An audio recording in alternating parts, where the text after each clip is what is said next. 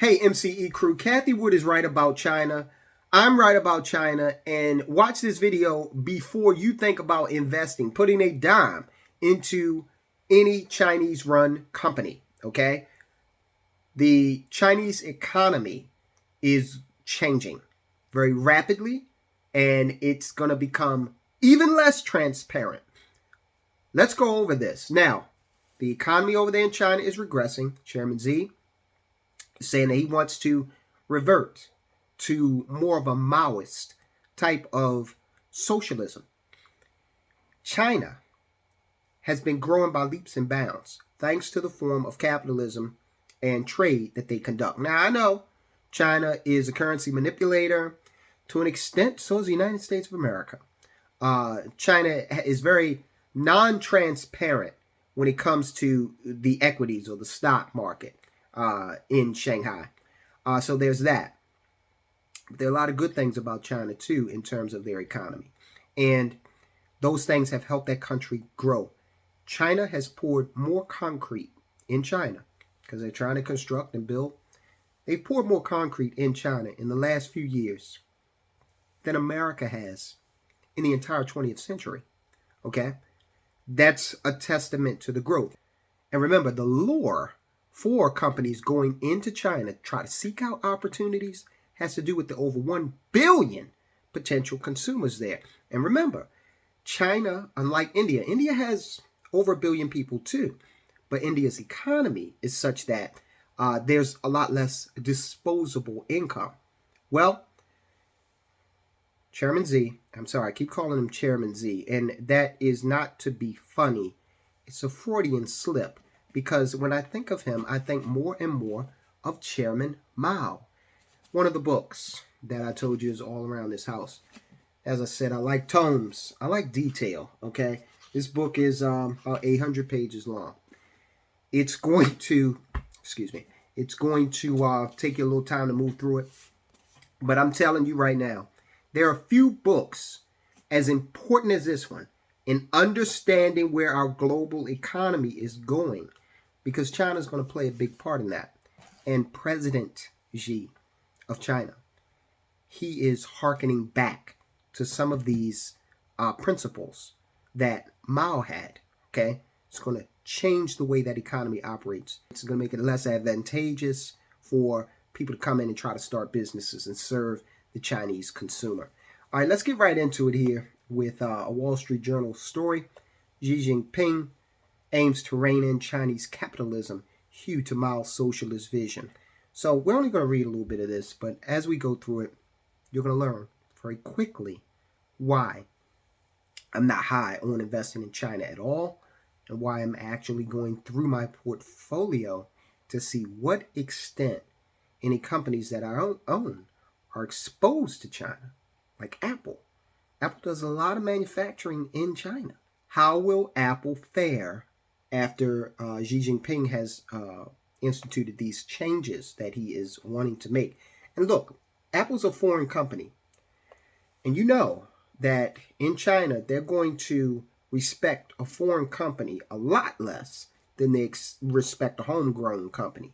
And when I say that, I want you to think about Jack Ma. Whatever happened to him? He came out of, form and said some things that the Chinese Communist Party did not like. And they've basically taken the man's business away from him. And I hope he's still alive, but no one's seen him. And they did some things with Didi. We're going to see what happens with Evergrande. So if that's what's going on with the companies that are based in China, homegrown companies, what chance does a foreign company have in China?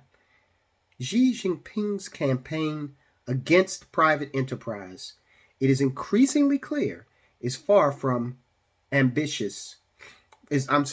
more ambitious than meets the eye.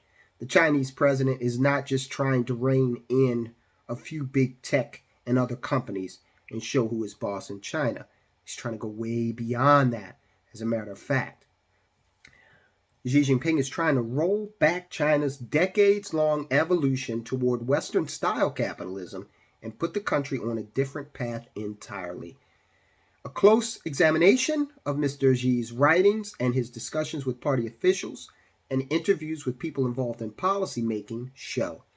For most of the 40 years after Deng Xiaoping first unleashed economic reforms in China, Communist Party leaders gave market forces wider room to flourish. That opening helped lift hundreds of millions of people out of poverty and created trillions of dollars in wealth, but also led to rampant corruption and eroded the ideological basis for continued communist rule.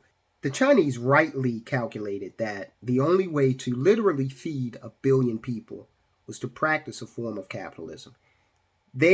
Listen, the Chinese culture is thousands of years old. The Chinese came up with paper money, okay, the Song Dynasty. They understand economics, okay, long before the United States ever existed. China was out there, and they were, they had a country, they had territories, they had an economy. So they understand that economies evolve. Now, in this global modern economy, they are the biggest player on the block in terms of the sheer numbers. Will this gamble pay off? Or is this something that's actually going to lead the way into reshaping the global economy? In Mr. Xi's opinion, private capital now has been allowed to run amok, menacing the party's legitimacy. Officials familiar with his priorities say. Now look, you can make the same argument kind of here in America, but there's such a close relationship between big business and politics in this country that one hand washes the other, okay? So you're not going to see some politician come out and attack business in its way. I know Elizabeth Warren and Joe Biden are always talking about tax the rich, but these are not dumb people. They know that they can put that popular message out there and appeal to the broad public, because the broad public doesn't understand that any tax increases to large corporations or to rich people will be passed on to us down here in the middle classes and the poor, or sheltered. They'll shelter that money. We've talked about how to do that ad nauseum on the channel. Even showed you ways that you can get it done, and you don't have to be a billionaire. Okay? So, in Mr. Xi's opinion, like I said, private capital has been allowed to run amok. The Wall Street Journal's examination shows he is trying to forcefully get China back to the vision of Mao Zedong, who saw capitalism as a transitory phase on the way to socialism. Okay? This book details a lot of that. Mr. Xi isn't planning to eradicate market forces, the journal examination indicates, but he appears to want a state in which the party does more to steer flows of money. Look, anytime you get government involved to this extent, trying to pick winners and losers, it ends up being more cronyism, okay, not less. Xi wants to set tighter parameters for entrepreneurs and investors, and he wants to get in the middle of their ability to make a profit. He wants more control over individual businesses. And if you're a share owner, that means Xi Jinping wants more control over your financial future, all the way over here in America, if you invest in China. In essence, this suggests that he aims to rewrite the rules of business in what could someday be the world's biggest economy. China has entered a new stage of development. The goal is to build China into a modern socialist power. This is President Xi talking. That's a quote from him. He's not trying to in any way cloud the issue, okay? He wants you to know what's going on. So he's not trying to be in any way evasive. Our politicians over here could learn a lesson from that. The government's recent measures to tame housing prices are worsening as a cash crunch at China Evergrande Group expands. Mr. Xi has signaled plans to go much further. During a leadership meeting in August, he emphasized a goal of, quote, common prosperity which calls for a more equal distribution of wealth. This will be achieved in part through more government intervention in the economy and more steps to get the rich to share the fruits of their success. Now, when he talks about the rich, he's not just talking about people who are Chinese citizens. He's talking about you if you invest in China, again, in Europe, America, wherever you may be in this world.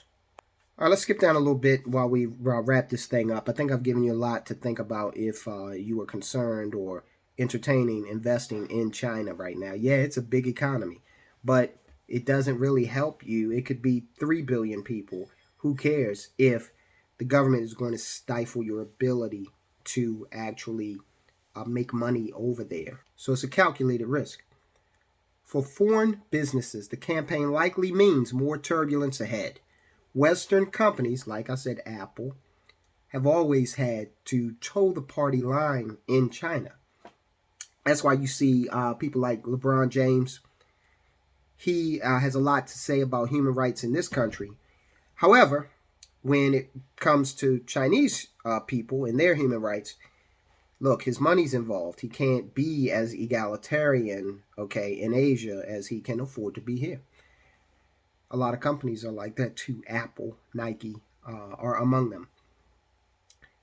These companies, these American companies, foreign to China, are increasingly asked to do more, including sharing personal user data, your data, and accepting party members as employees. Now, what do you think CCP or Chinese Communist Party members would do inside of a foreign company? Of course, they would collect information, and they would eventually be able to replicate whatever it is that company is doing and maybe oust that company in favor of a homegrown Chinese company. They could be pressed to sacrifice more profits to help Beijing achieve its goals. This is a quote from President Xi. Supervision over foreign capital will be strengthened. Okay, so it won't be able to obtain ultra-high profits in China through monopoly and capital market operations. And actually, that was not Xi saying that, but it was a party official. So it's very clear. If you are investing in China, even if you're not directly investing in China, if you're investing in an American company that does a lot of business in China, then you've got to really watch this situation because again, China has been out there as a nation state for thousands of years. They're not in any way, shape, or form stupid. They're very intelligent individuals, intelligent enough to, again, have been out there for thousands of years. And they see a new century, a Chinese century, and they're the second largest economy right now. You think they're satisfied being the second largest? Absolutely not. So we'll talk about Evergrande next because that's on the side where they face even more challenges. Will they be able to implement this stuff? When will they take us over as the largest economy? If they will, remains to be seen. I'll talk to you guys later.